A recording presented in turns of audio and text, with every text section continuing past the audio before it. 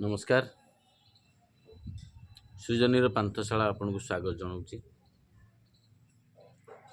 आज कहीं सकाळु सकाळु किसी राजनेता मान सहित देखागला।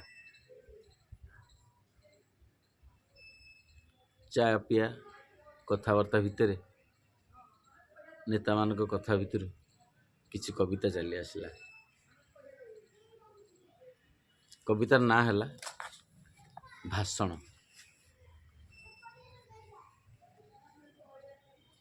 भाषण देवी सबू देवी हृदय खोलिकी देवी हेले मिल जाऊ खाली स्वाधीनता।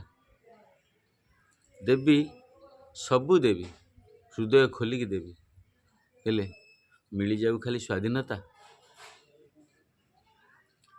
कथा कथा के खरा छाईर दौड़,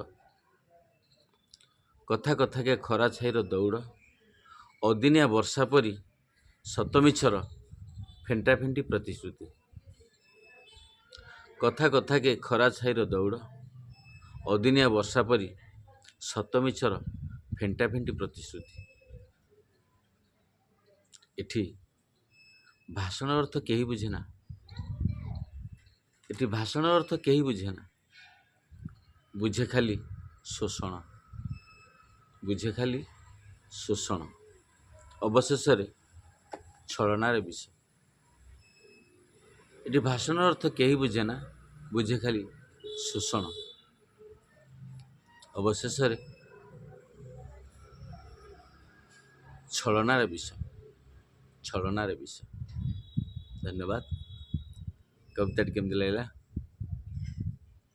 जनइबे, कमेंट रे सब्सक्राइब करिए। धन्यवाद।